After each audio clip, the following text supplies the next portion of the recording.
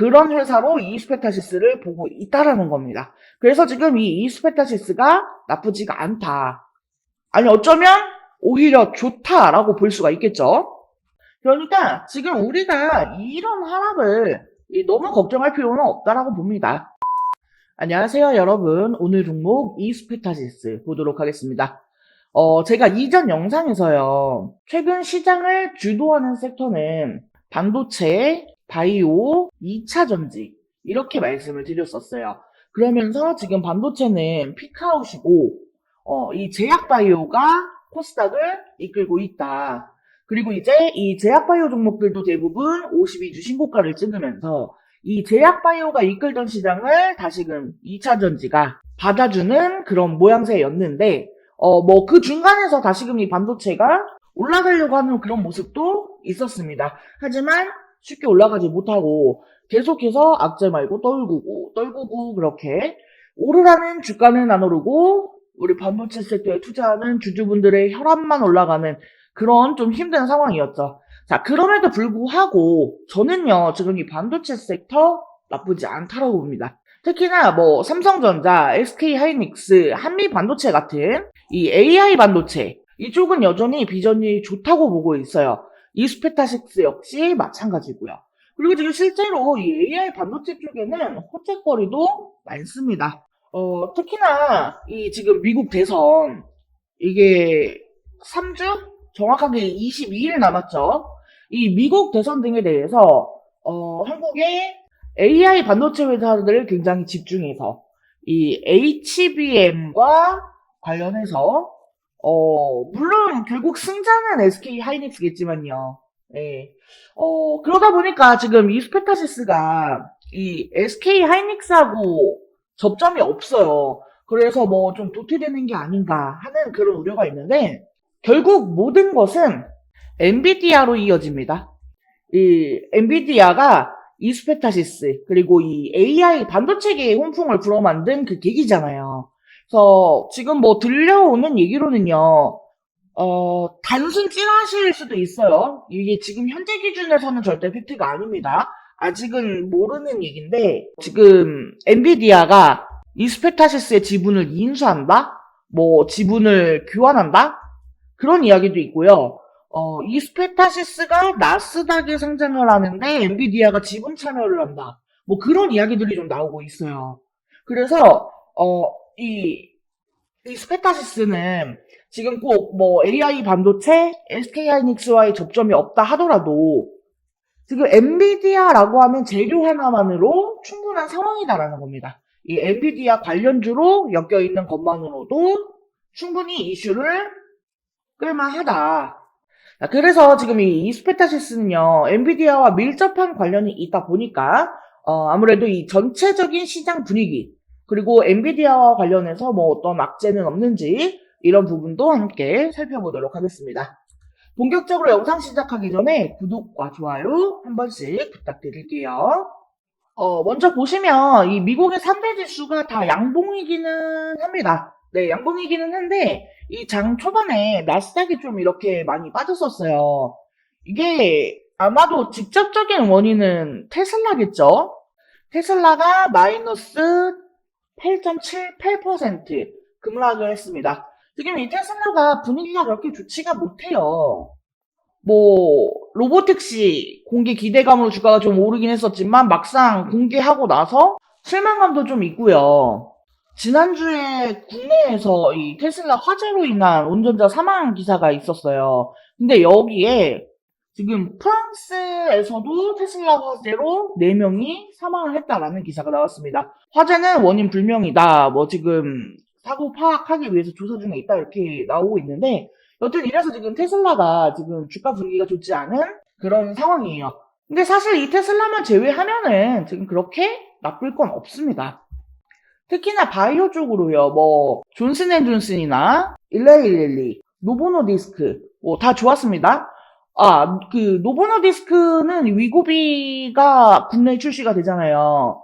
이게 15일이니까 이제 내일부터 주문 접수를 시작한다고 합니다. 그래서 오늘 이 비만 치료제 쪽으로요. 뭐 대화제약, 나이백, 일동제약 등등 이 관련주들이 상승을 하고 있죠. 그리고 또 뭐 이제 중동전쟁 관련해서 뭐 이스라엘의 사드 배치 관련한 내용이 있었고요. 그리고 그 중에 이 중동전쟁이나 러시아, 우크라이나 전쟁 대응과 관련해서 이 뭐 트럼프가 훨씬 더 적합하다라는 그런 의견이 나오고 있다 하죠. 백인 남성들의 지지율이 지금 우세하다고 뭐 그런 얘기가 있었고, 그리고 지금 이 북한 도발과 관련된 내용들도 얘기가 나오고 있죠. 그래서 뭐 전투 태세, 데프콘 뭐 그런 이야기들 나오고 있어요. 그러니까 지금 이 전쟁 리스크가 여기저기서 터져 나오다 보니까요. 광산주, 그러니까 뭐 빅텍이나 스테이코 같은 애들도 한 번쯤은 봐야 될 것 같아요. 어쨌든 지금 이 미국 대선도 얼마 남지 않았고 이 시장에 확인해야 될 뉴스, 이슈들이 굉장히 많습니다. 그리고 이런 부분들을 놓치지 않고 잘 체크를 해야 우리가 투자를 함에 있어서 손실은 줄이고 수익은 챙겨갈 수 있는 거니까요. 그러니까 나는 혼자서 이런 뉴스들 체크하는 게 조금 어렵다. 항상 내가 뉴스를 보면 이미 주가 반영이 다 끝난 뒤더라. 빠르고 간결하게 이 뉴스 이슈들을 정리를 해서 좀 받아보고 싶다 하시는 분들은요. 현재 제가 운영하고 있는 이 텔레그램방, 정보방에 입장을 하시면 조금 더 편하게 확인이 가능하실 거예요. 이 텔레그램 정보방에서는요, 종목들에 대한 타점도 타점이지만 이 시장의 전반적인 분위기, 각종 뉴스, 이슈들을 우리가 체크를 해야 될 부분에 대해서 빠르게 정리를 해서 올려드리고 있기 때문에요. 그냥 여기에 올려지는 정보만 보더라도 매매하는 데 충분히 도움이 될 거라고 생각합니다. 자, 텔레그램 정보방 입장 희망하시는 분들은요. 하단의 전화번호 010-7913-1671 여기로 숫자 5번 또는 종목명 이스페타시스니까요. 가운데 두 글자 페타라고 메시지 남겨주시면 제가 초대 링크 보내드릴 수 있도록 하겠습니다. 자, 참고로 이 텔레그램 방은요. 무료로 운영이 되고 있습니다. 뭐 입장료니 수수료니 이런 금전적인 요구 일절 없으니까요. 부담 갖지 마시고 편하게 신청해 주세요. 자, 그러면 이어서 차트 살펴보도록 하겠습니다. 보시면은 여기 7월의 고점 이후 하반기 들어서 그냥 주가가 흘러내렸죠. 근데 뭐 이게 이 스페타시스에 어떤 개별적인 악재가 있다거나 해서가 아니고요. 보면은 삼성전자도 그렇고요. 한미반도체도 그렇고 SK하이닉스도 그렇습니다. 그냥 HBM 관련 테마주들이 다 그랬다고 보시면 돼요. 테마주들이 다 같이 이렇게 빠졌다. 일단 이 관련주들의 회복을 좀 하려고 하면은 먼저 이 삼성전자가 돌아와야 돼요. 지금 삼성전자의 차트를 잠깐 보시면 그 흐름이 굉장히 좋지가 않거든요. 근데 여기서부터 여기까지 빠졌어요. 저는 삼성전자가 단기간에 이렇게까지 많이 빠지는 거 거의 손에 꼽는 것 같아요. 거의 처음 보는 것 같아요. 그래서 지금 이 삼성전자가 좀 올라와 줘야 뭐 어떻게 이 반도체 섹터들의 반등이 좀 나올 건데 근데 뭐 우리가 지금 이거 올라가 달라고 뭐 기도에 바짝 당장 쭉쭉쭉 올라가는 게 아니니까 결국에는 기다려야겠죠. 이게 어떻게 흘러갈지 그 다음에 어떻게 진행이 될지 이런 것들은 결국 지나봐야 되는 거고 어쨌든 간에 지금 이스페타시스한테 당장에 뭐 어떤 악재가 있다? 이런 것도 아니고 AI 반도체 섹터에도 딱히 악재가 있는 건 아닙니다. 그리고 이 이스페타시스는요 제가 아까 영상 초반에서 잠깐 언급한 내용처럼 지금 이 엔비디아하고 관련된 이슈? 이슈라고 해야 되나요? 찌라시가 있으니까요. 뭐 지분 교환이나 인수 이런 이야기들이 좀 나오고 있고 아니면은 이 나스닥 상장과 관련해서요. 뭐 자회사를 나스닥에 상장을 시키고 엔비디아가 주주로 참여를 한다? 여기에 뭐 구글도 참여를 원한다? 뭐 그런 이야기들이 계속해서 나오고 있습니다. 아무래도 그렇죠. 이 어떤 큰 회사를 운영을 하다 보면요. 약간 뭐랄까, 이 규모가 크지는 않은데, 없으면 좀 많이 껄끄러운? 약간 그런 회사 거래처들이 있습니다. 그리고 심지어 이 회사 아니면 딱히 여기에 알맞은 대체를 찾기도 힘든? 그러면은 이 회사를 다른 데에 뺏기지 않게끔 최대한 이렇게 챙기는 게 맞거든요. 그래서 뭐 지분 투자를 한다거나 인수를 한다거나 이런 게 있는 거죠. 자, 그리고 지금 엔비디아가 그런 회사로 이스페타시스를 보고 있다라는 겁니다. 그래서 지금 이 이스페타시스가 나쁘지가 않다. 아니 어쩌면 오히려 좋다라고 볼 수가 있겠죠. 그러니까 지금 우리가 이런 하락을 너무 걱정할 필요는 없다라고 봅니다. 여기서 지금 당장 주가가 이렇게 쏘아 올리지는 못한다고 해도요. 결국은 시간이 지나면서 이 자리를 잡는다라고 하면 이 삼성전자가 다시금 살아날 때 이 스페타시스의 주가도 올라갈 수 있을 거라는 겁니다. 그리고 아마 그 계기는요. 예상을 해봤을 때 금투세 폐지 그리고 금리 인하 이걸 거예요. 사실 이 금리 인하가 됐다고는 해도 관련해서 수혜를 한 달도 채 못 봤거든요.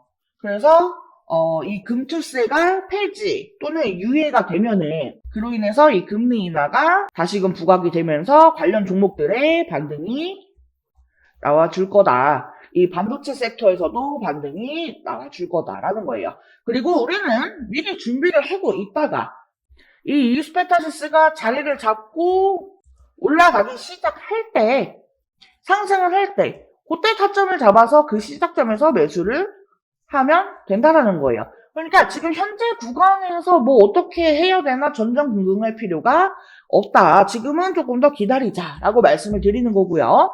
자, 이 시작점에서 타점이 잡힐 때 저는 이 타점 부분에 대해서 우리 여러분들께 다 공유를 드릴 거예요. 그리고 이 주가가 상승하면서 그 과정에서 최대한 수익을 극대화하기 위한 어떤 분할 매수라거나 하는 이런 대응 전략들도 다 준비를 해놨습니다. 자, 관련된 내용, 정확한 타점, 대응 전략 등 받아보고자 하시는 분들은요, 하단에 전화번호 있습니다. 010-7913-1671 여기로 숫자 5번 또는 종목명 가운데 두 글자 페타라고 메시지 남겨주시면 제가 신호 알려드리도록 하겠습니다. 마지막으로 제가 우리 여러분들께서 정말로 놓쳐서는 안 되는 정보 말씀드리겠습니다. 이 정보는 제가 좀 우연하게 발견을 한 건데요. 자, 여기에 보시면요.